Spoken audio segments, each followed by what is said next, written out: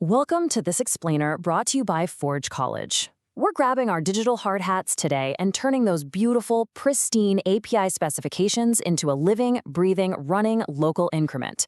If you've been tracking with our AI-enhanced development modules, you know we've done a ton of designing and planning. Well, today we actually get to build.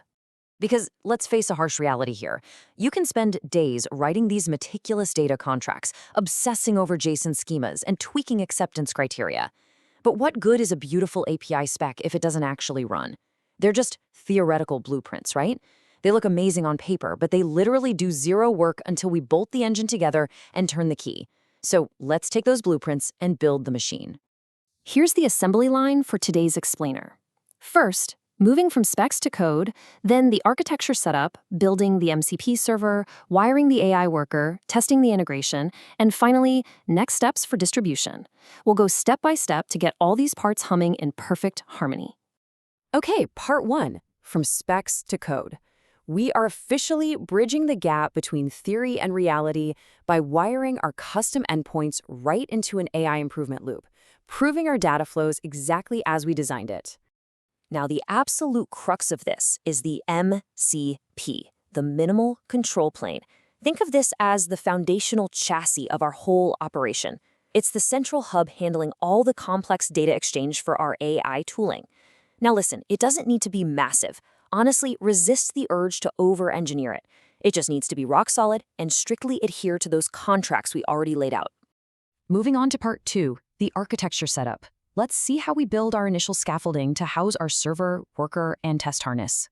With a few quick terminal commands, just your standard mkdir and npm init, we are pouring the concrete. We're setting up a node environment and pulling in our core dependencies. We're grabbing Express to stand up a fast server, a fetch library for worker communication, and Jest for testing. Because let's be real, untested code is just a ticking time bomb. It's a minimal, clean setup, and it's everything we need. Part 3. Building the MCP server. This is where we construct the warehouse itself, building a minimal Express server in our source folder that exposes the exact API surface we documented in our specs. Let's actually trace the data flowing through this warehouse. Tasks come in via a post request and queue up. Then they're snagged by the worker with a get request for the next task.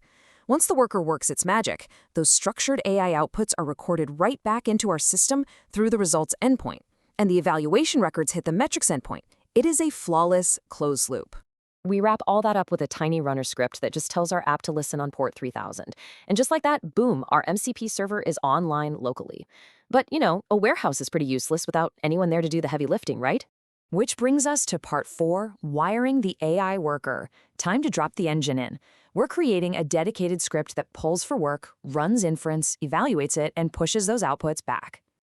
Check out how ridiculously clean this worker loop is. It fetches, it runs, it evaluates, and it posts. The real beauty here, that mock inference function is totally pluggable. Right now, sure, it might just spit out a dummy string and a hard-coded confidence score so we can test the plumbing. But down the line, you can easily swap that out for a real hosted model client without breaking a single sweat. The architecture stays exactly the same. Now, this is probably the most critical engineering principle to take away from today's explainer. Strictly separate your concerns. Your data plane, the MCP server, our warehouse, should never, ever do the heavy lifting of AI inference. It just routes data. The processing plan, the AI worker, is your factory floor. Keeping these two totally separate means you can scale them independently and swap out AI models later without rewriting your entire server infrastructure. All right, part 5, testing the integration. Time to turn the key in the ignition. We'll use a manual smoke test and an automated harness to prove this thing actually runs. We've basically built a strict QA checklist here, explicitly mapping out the expected round-trip behavior. For every single endpoint, we know exactly what should happen and exactly which HTTP status code means success. We're building an automated integration test with Just and Supertest to run through this matrix, guaranteeing that when a task goes in, a result and a metric inevitably come out. Now, before we just blindly trust the automation, let's be real. Doing a manual smoke test is incredibly satisfying.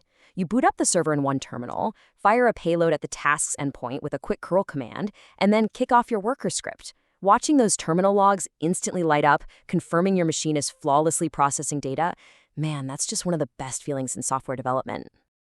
And once we know it works manually, we run our automated assertions. When Jess spits out that beautiful green test summary, it's undeniable proof that our MCP server and AI worker are communicating perfectly. Our theoretical data contracts are now officially enforced, runnable code. Finally, Part 6, Next Steps for Distribution. We've satisfied the project checks, but before we pop the champagne, we need to prep this local increment for the rest of the dev team. Because organizing your code and adding these simple dev tools is literally what separates a messy prototype from professional engineering. Writing a solid README, swapping simple arrays for a test-friendly persistence layer, and adding easy NPM scripts, all of this ensures that when you hand this off, your teammates can spin up the whole AI workflow without a hitch. Good developer experience is absolutely crucial. By the way, if this breakdown is helping you connect the dots and you want to dive into more advanced Web3 topics or developer workflows, you absolutely have to check out the amazing educational resources at forge.college. They made today's explainer possible, and they have fantastic materials to really level up your engineering skills. So, I want to leave you with this thought.